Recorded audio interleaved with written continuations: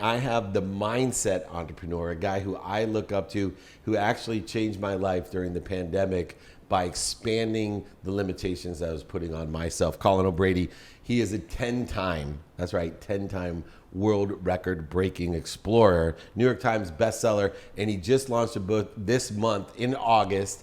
The book is incredible. It will change your life. We were just talking about one of my, Colin, objectives, and welcome to the playbook, is to be included in somebody else's book. So like someday, I'm telling you, your book, and I'm going to get this right here, the 12-hour walk will be included, not just in some of my future books, but also in many, many books to come, just like someone, Steve Covey, that we both have grown with and improved upon. How important, just to start off, Colin, is the past?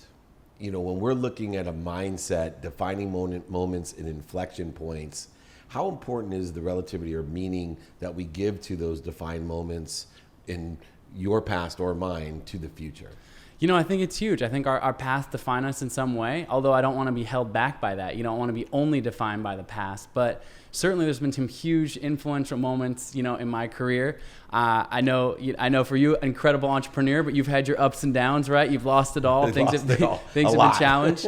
You know, I sit here humbly with 10 world records that I set on these two legs, but 15 years ago, I was severely burned in a fire in Thailand. I spent several months in a Thai hospital, and the doctors told me, hey, you may never walk again normally. And so, you know, recovering from those low moments, those depths of despair. But in that moment, it was about a mindset shift, a mindset that I actually call the possible mindset. I write about it in my book, The 12-Hour Walk. It's one of the core concepts. And I define that a possible mindset is an empowered way of thinking that unlocks a life of limitless possibilities. It's in those low moments. It's in those depths of despair. As an entrepreneur, as a business person, when you're working through those challenges, you're going, hey, this might suck right now, but it actually might be the thing that teaches me the greatest lesson that launches me into the next amazing chapter of my life. And that's been true through many of my hardships. And in your book, 12-Hour Walk, you deal with an issue that I try to teach people, which is the reconciliation of today, of taking a 12-hour walk today,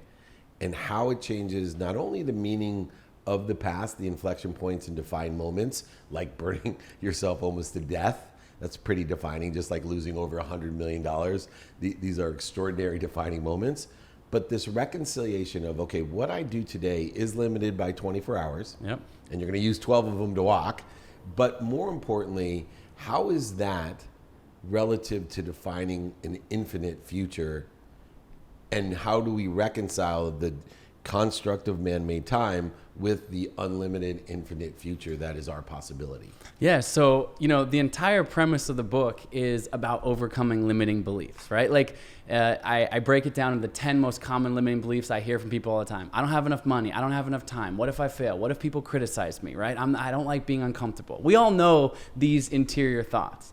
And the book, it's edge of your seat adventure stories. It's me walking across Antarctica alone. It's me climbing Everest twice. It's rowing a boat across Drake Passage. So it'll entertain the hell out of you at the same time. But it's delivering life lessons about how we can shift that mindset. But by not just reading it on the page or taking my word for it, but for you actually acting on your own. We can talk about the origin story, but at its core, it's an invitation for people to take a 12-hour walk of their own. So that's to literally walk out your front door, put your phone in airplane mode, and walk for 12 hours. Now, you can take as many breaks as you want.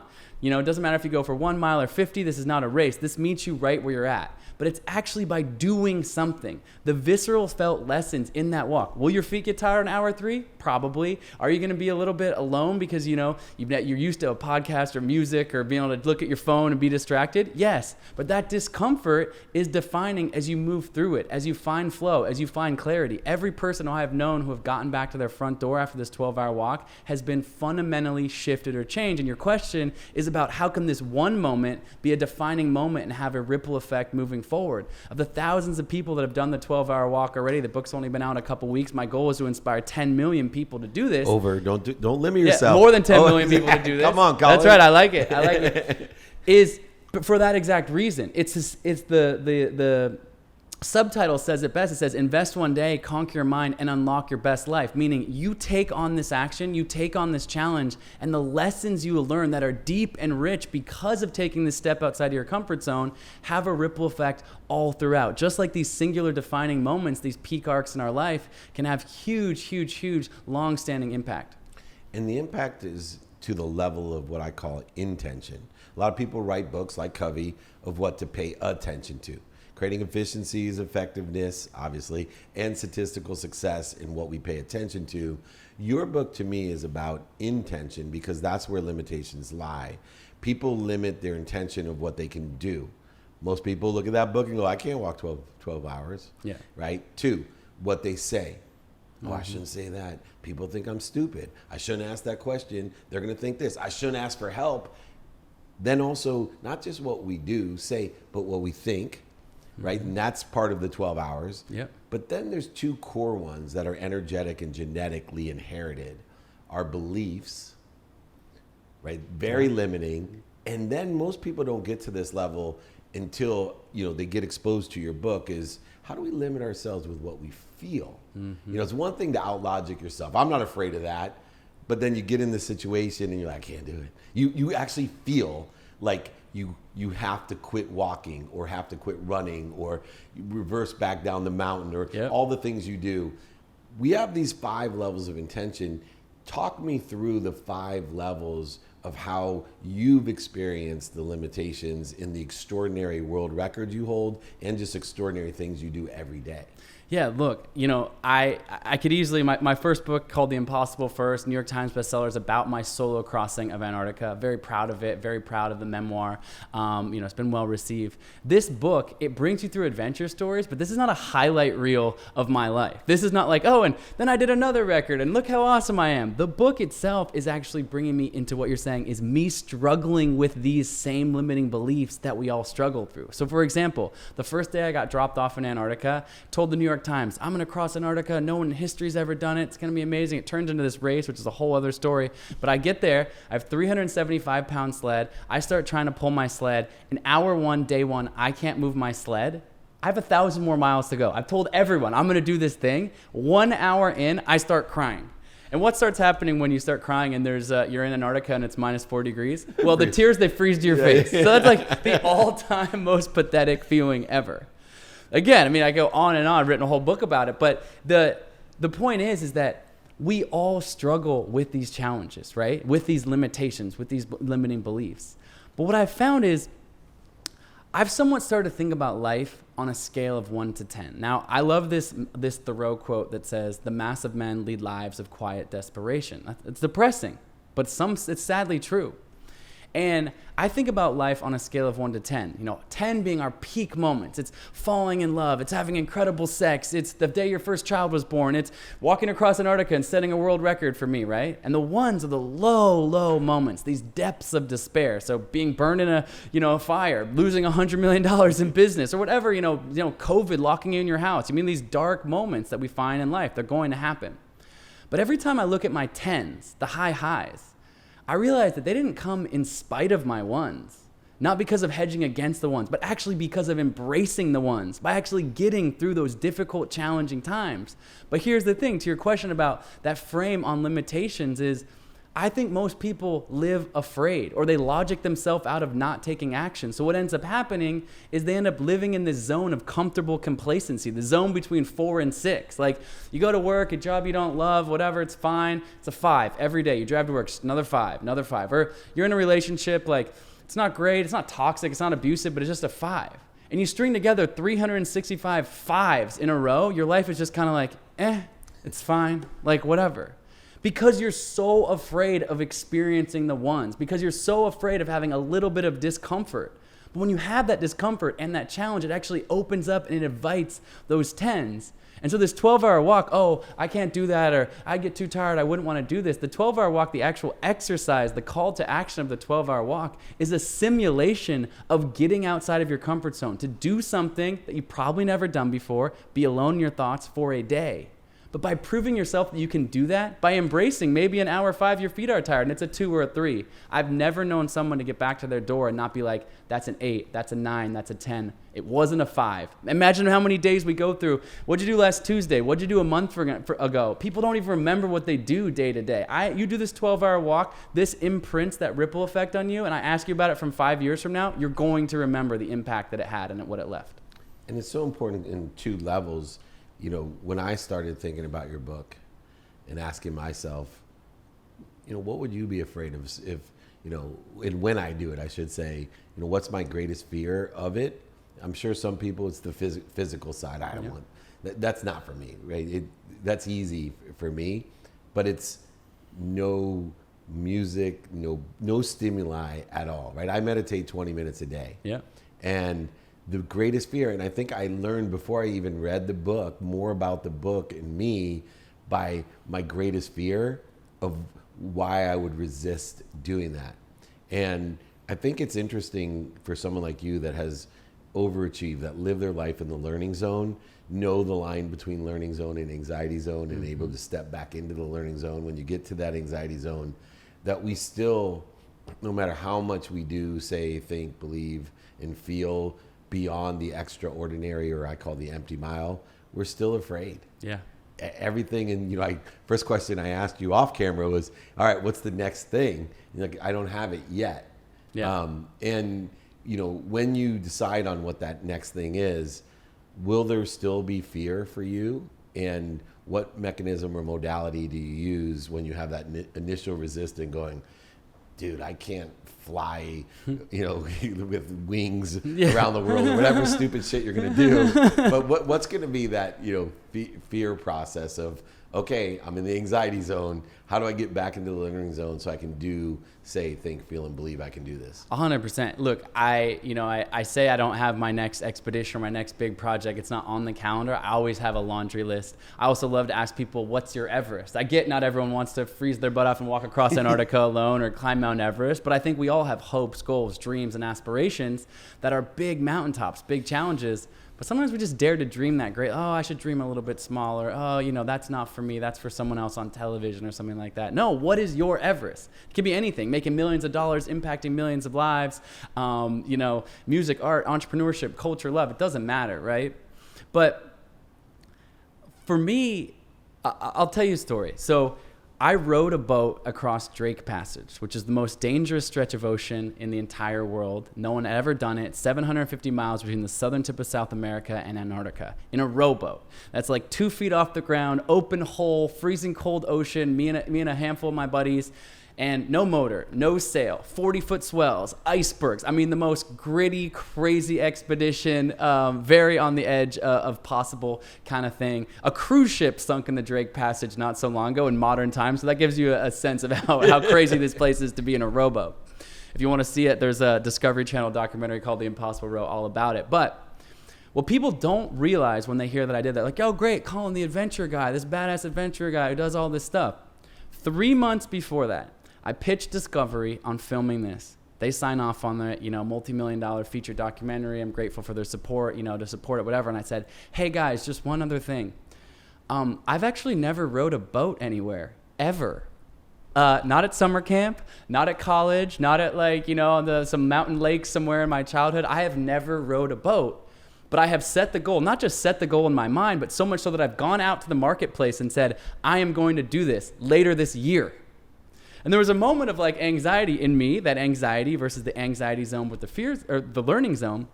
But I said like, but I'm not a rower yet, right? You add that word yet to the end of that sentence, like, great, I'm not a rower yet. And I break this down in the 12-hour walk. I tell this story of literally getting in a rowboat 3 months before I'm going to go across the most dangerous ocean stretch in the world. And I fall flat on my face in 6 inches of water in the Willamette River in Portland, Oregon, learning how to take my first couple strokes. But I didn't quit then. Just like a 1-year-old baby, when they're learning how to walk, falls thousands and thousands of times, right? To learn how to walk. But as adults, for whatever reason, we fail at something where we say, oh, I'm not this, I'm not that. We define ourselves by what we're not. We don't add that word, I'm not this yet.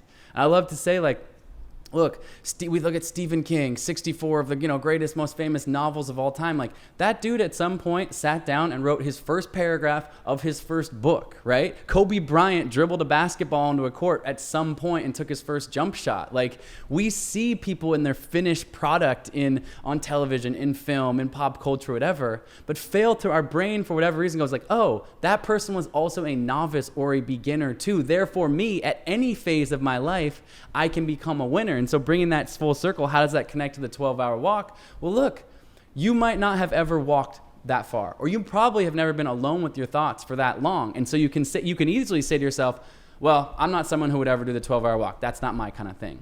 But if you fight back against that limiting belief, commit to the 12-hour walk. It's completely free to do. It's out your front door. You can sign up for it on 12hourwalk.com, my website. Like, there's nothing like holding you like, oh, I have to fly to this amazing trip. It's like literally out your front door, anywhere. Got to get out the front door, That's it. That's the thing you got to do. And it's built to be that accessible. But to say, like, on the other side of that, when your limiting belief said to yourself, I'm not a blank, I'm not a walker, I'm not someone who can spend a day alone, whatever, but you prove to yourself you can, all of a sudden you've recalibrated your brain the next time that anxiety zone, that fear of, oh, I'm not this, I can't ever do this. You go, wait, last time I had that thought, I actually did go do the thing, and I now am a 12-hour walk finisher. So can I now be an entrepreneur? Can I now be a marathon runner? Can I now climb whatever Mount Everest that I'm meant to climb? Can I row a boat across Drake Passage? It's amazing. Now, last question, because there is genetic limitations. So you see me now in person for the first time, and no matter how much I wanted to dream about beating LeBron James one-on-one, maybe not in this lifetime, and I believe in multiple lifetimes, so I'm okay pursuing that in this lifetime. But a lot of the things you pursue, you could die. Yeah. And there are genetic limitations that we have, especially if you give yourself a 3-month time frame to say yet, right? Because that creates resistance as well. So how do you prioritize? And this is for everyone out there, because I think it's important, right? Yeah. I'm doing the 12-hour walk because you nailed my thing when I first heard about it. That's not my thing, man. I'm not going to be alone with this craziness for 12 hours. And now you've shifted my paradigm and perspective to I have to do it. Yeah. Because I know my genetic limitations aren't even close, right? This is going to be super beneficial. But I look at rowing, through the Drake Passage. I'm afraid of my genetics is not going to allow me to live through that. Yeah. No. How do you prioritize when you're looking at, that type of evaluation? Well, that's a fair question. David and I have been friends for a long time. We've actually never met in person until today. So he's a lot taller than I expected. There you go. I don't know. I think he could take LeBron James in a one-on-one. Don't let him fool you, man. Thank you. This guy's dunking a basketball in the hallway. We're born in hallway. the same hospital, so there could be something. There you go. Yeah, he actually dunked a basketball on the way to this podcast. David's a pretty amazing basketball player. So no, hype train right here. Thank you. No, it's a great question. Look, and I address it in the book, and this is why I say the 12-hour walk is for anyone. It meets you where you're at. I literally say, I don't care if you go for 1 mile. I don't care if you go for 50 miles. My 77-year-old mother-in-law has done the 12-hour walk. The way she did it is she walked 1 time around her block, sat quietly on her front porch for an hour resting, and then took another walk around her block. Probably went a mile total in the entire thing. She's 77 years old. My ultra marathon friend went 50 miles, fit, crazy, basically running, type of thing. And he did it in silence and stillness. Both of them completed the 12-hour walk in exactly the right way. Not one of their walk was better or worse than the other, which means it's meeting you right where you're at. Now, your point about physical limitations beyond the scope of the 12-hour walk is to say, like, sure, like, you're probably not going to play in the NBA at this phase of your life. Like, I get that. But you can aspire to be the best version of yourself, right? You can aspire to be stronger, faster, fitter, healthier, smarter, whatever that is, in any kind of moment. It's about growth, right? It's about saying, I am this person in this moment, but I can be and become anything that I want to, over a duration of time. And so to me, that's the way when I think about the possible mindset and unlocking limitless possibilities in people's life. Well, I wish I could just jump out of the suite and fly down to the 50-yard line right now. Let's do it. Might need a wingsuit or something like that, or a parachute. There's, of course, there's physics and genetic limitations. But I do think in our minds, we are so powerful beyond measure that getting caught up on those little things is not as productive as actually saying like, wait, but what is possible? What can I do today, tomorrow, to take one step in the direction of growth? And Colin O'Brady encompasses the definition of happiness, which is to enjoy, and I stress to enjoy, the consistent, everyday, persistent, without quit pursuit of his own potential. Not what other people think, not what he doesn't want, not what's missing or what he's afraid of, but his own potential. And I think that's the greatest lesson of the 12-hour walk, which is something I can't wait to do and to give you back my feedback on what I learned about living with myself in stillness and peace for 12 hours.